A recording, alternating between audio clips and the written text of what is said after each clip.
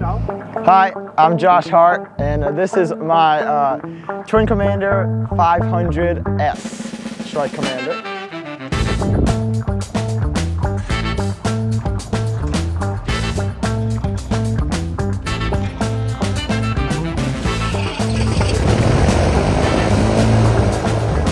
In this episode, Josh will give us a tour of his airplane and show you all the details and cool quirks about it. And in the next video, we'll take this thing to the sky.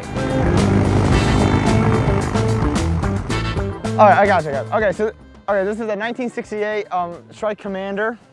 This is serial number 1807 on it. It's a great flying machine. Been about 9,000 hours pushing right now, so it's a solid all over.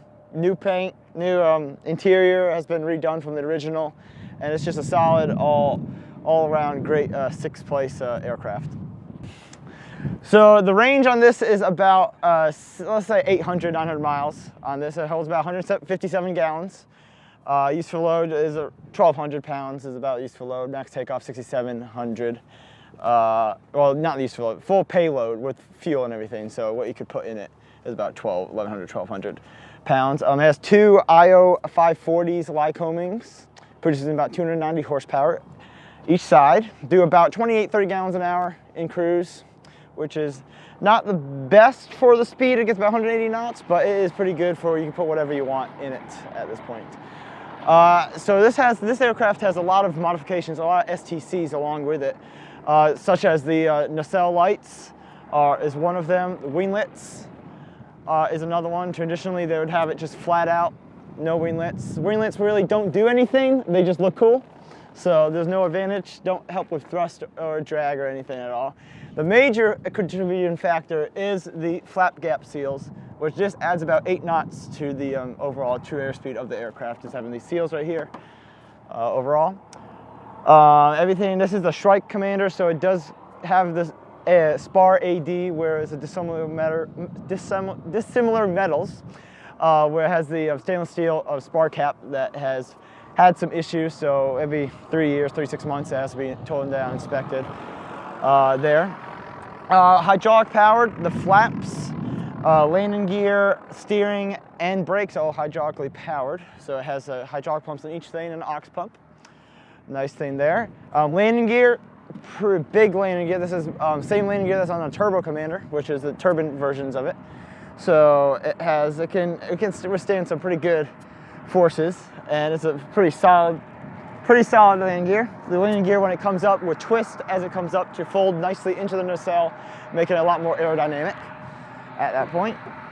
All right, and then in here you have the battery compartment, which is just a battery, but the whole tail and that pretty good room. It's a nice little easy access. 799 Charlie Echo, nice plane. One of my favorite things about this is that it was signed by Bob Hoover in 2009. They took the panel off and went to him at an air show that they're at, and he had it signed.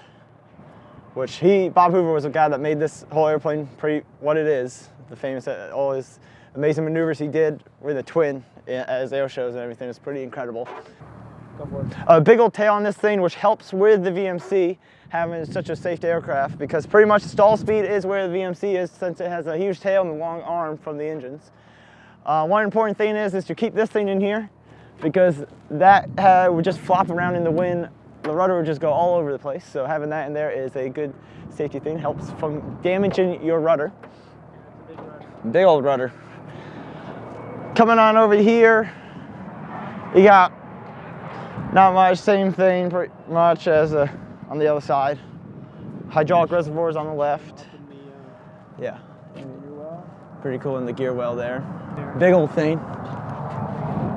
Big, a lot of room in here. You can have a full-on party back down in here.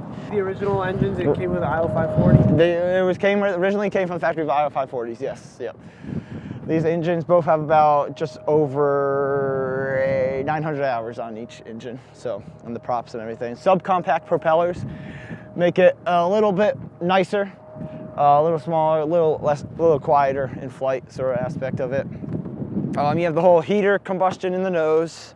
So even though it slits close to the ground, there's no issues there. It's a pretty cool better. The sight picture from there is like totally different. Like I'm used to flying, higher gear airplanes, and this you're like down on the ground. So it's a pretty solid overall. You get a big visibility is wonderful with being in front of everything, so you can see all around.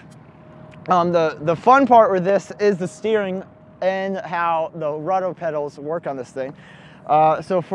It's not like a conventional aircraft. It's sort of like a mixture between a control where the rudder and steering is directly directed to the nose wheel, and like a free castering nose wheel sort of aspect is what I tell people. So for your rudders, you have no control at all. It won't do anything at any speed, at low speeds. Your first like half inch of travel on the brakes is your steering. So that was what's going to turn the nose wheel. And then if you go a little bit farther, those are your brakes. So there's a little fine adjustments to get this thing going straight. Otherwise, you'd be going all over the road, kind of all over the taxiway, back and forth everywhere.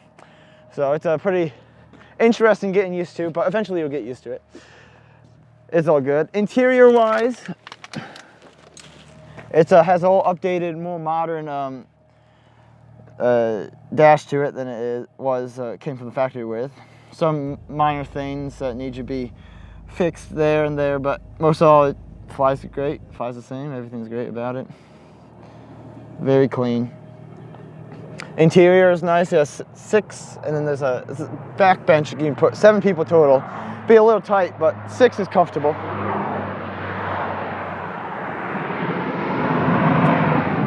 You got 2 doors.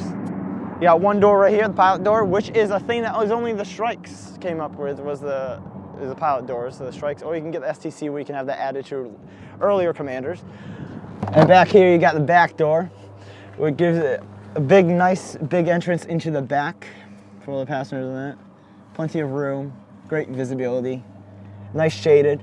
It's nice having the high wing, you kind of have a nice overall, when let's say it's sunny out or if it's raining, you can step out and don't have to get soaked. Everything, even baggage compartment, pretty good baggage room, plenty of room back there, you can load it up. Is there a weight limit on it? There's a weight limit on it, but it's really, the way CG-wise, it's not affects it that much on these things because of the long arm. Great overall thing, been a great airplane, owned it for, let's see, 10 months now, sort of thing. So we'll see how it goes. First annual is next week, so let's see how that goes. But it's good. It's a great aircraft. Definitely recommend.